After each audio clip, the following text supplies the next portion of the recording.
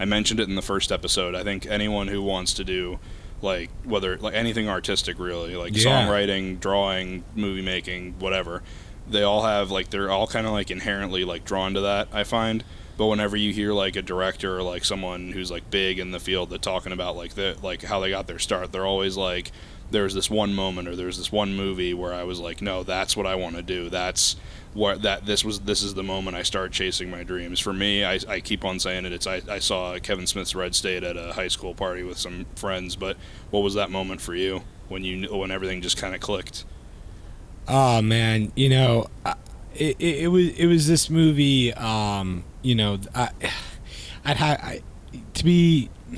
Looking back on it, it has to be Invincible. Looking at that movie and being that it was from Philadelphia, I was blown away by the story, but the fact that it was filmed in Philly and it was so great, it told the story of the Philadelphia Eagles. That kind of just really brought me into wanting to be in filmmaking because I really understood that, I kind of looked at it with a magnifying glass and realized that filmmaking is storytelling, and that is one of the oldest art forms of all time, and that's really cool to me. I think being able to have the ability to preserve someone's story for an eternity is a great thing to do with your time while you're here, and that kind of all clicked for me when I watched that movie. I was like, wow, man, like no one really my age would probably have ever even have known that if they didn't see a movie of it that was so played all the time on TV and had so much access. People, I think my age, kind of got a better idea of like who Vince Papale was from that movie, and sure, you can say the old grandfathers or the uncles that were there back in the days of the vet, and there's that, but like that reached out to everyone in the entire world. And because those people from Philadelphia made a movie about one of the greatest stories of the Philadelphia Eagles of all time, it was able to touch like limitless people, and it essentially like gave the world a little taste of Philadelphia. Exactly, yeah. And that's fucking cool. That's what's really cool about it. There's something to be said about like the sheer magnitude that our industry has in terms of like reach. Like you don't even think about like where something will play or like how, like who's gonna be affected by it. Like Kevin Smith has that quote where it's like it costs nothing to encourage an artist, and you'll never understand the benefit of it. Dude. That's why you just gotta believe in yourself. Exactly. And that little friendly pat on the back will come along someday, and that'll mean so much more to you then. I agree with that 100%. Yeah. So let's go a little bit broader, kind of less specific. Yeah. What's your favorite movie? Another one I always ask everybody. One of my, or favorites. It doesn't have to be one. Top five, definitely. Probably you got Birdman, without a doubt. Mid-'90s is definitely up there. I haven't seen that one Mid-'90s was fantastic. Jonah Hill did a great job with telling that story. Whiplash, we were talking about that. You can't go wrong with that movie at all. And then the last one that I would say... probably Training Day. Training Day? I haven't seen that one yet. That's one of those movies where everyone's like, oh, you gotta see it. And it's like, there's a whole long list I have where it's like, you gotta see it. And I'm like, yeah, I'll get to it eventually. But it's, you've seen Birdman, though, correct? Yeah, I've seen Birdman. I've seen Whiplash. What was the other ones again? Sorry. I haven't seen Mid-'90s. Birdman, Whiplash, and, what was the third one? We have Birdman, Mid-'90s, Whiplash, and then I forget the other one. I think that was it. That was the only ones that I said. Oh, okay, so then, all right. So those are like your go-to? Yeah, those are my go-to. I love that. Beach Bum is another one that I've just recently have appreciation for. I wish I got the chance Matthew to see McConaughey plays a great, beach drunk. I think he's fantastic. Yeah, he's quite funny in that film. He definitely looked it. I've seen a couple trailers of it. And it looked hilarious. Filmed in like a terrible part of Florida.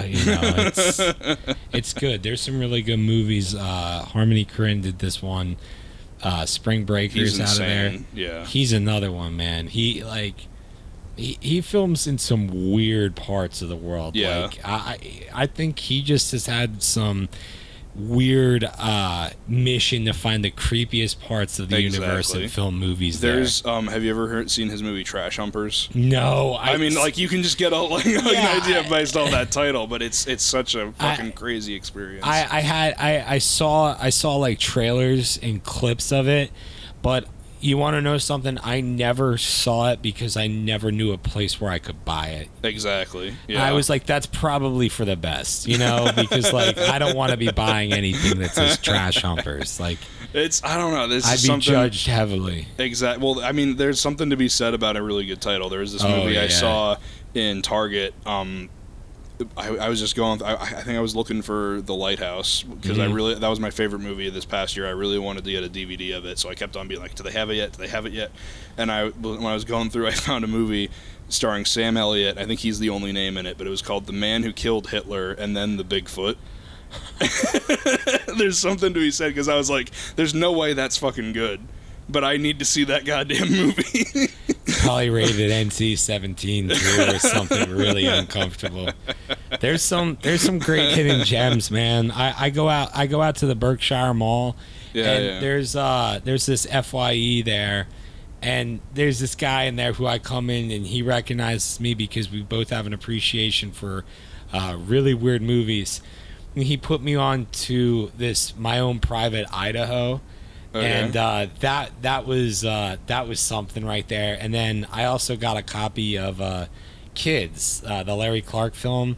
I haven't heard of that one. So little mainstream reference. Mac Miller did a very famous mixtape called Kids, and a lot of the sound bites were picked from that movie. And it's a really big 90s film that came out, super art house. Really edgy, talks about the AIDS epidemic right then and there, but from the kids' perspective. So man, that's interesting. That's where you get the dark level of twisted shit that they're going for with that artsy stuff. But right. definitely, I as I was telling you before, I'm a big fan of hyper realistic movies as well. I like anything that's just really out there and unconventional, but it has to fit that okay, this at least has some sort of a direction to it. Other than just being a total clusterfuck. Exactly. Yeah. But, so do you have, it's kind of going back a little bit to the favorite movie thing.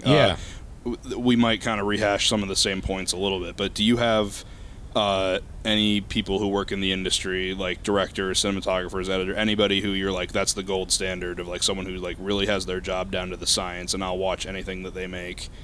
Do you have any people like that? I mean, yeah, man. There's always a few, Pete Berg. He has the guys flick thing down to the T, man. He knows that sexy, shoot 'em up badass. He's got that art form kind of down right now. And anything. I'll say this right now. Anything Tarantino, I'll watch. What'd you think of Once Upon a Time in Hollywood?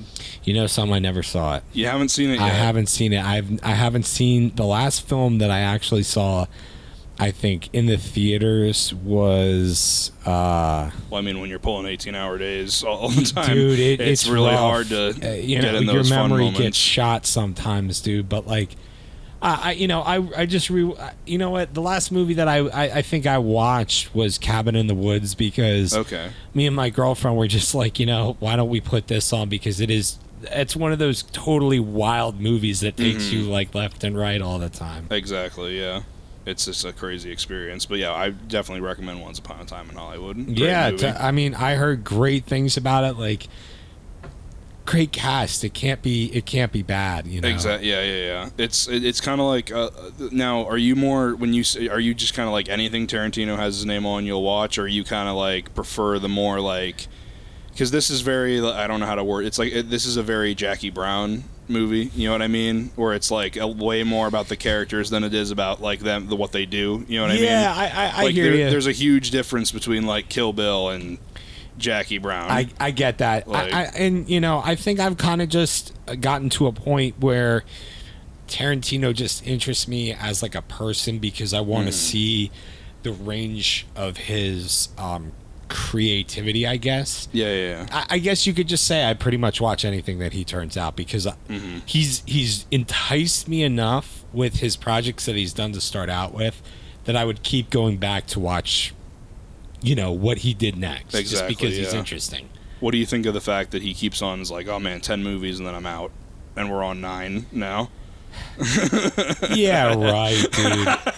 I just think Tarantino's gonna keep doing it. You know what I mean? Like, he's one of those guys that got very lucky in the business where he's able to create his own project and be like enormously successful from everything that he's done. Yeah.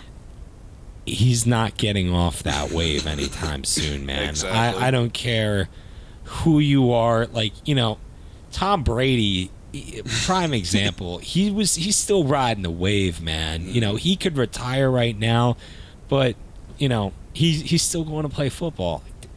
Tarantino's not going to stop directing or making movies anytime soon. I'm skeptical, unless of course he gets some sort of crazy amount of money from a studio that says, listen, you can just go away into like the hills of Hollywood and never come out for the rest of your life.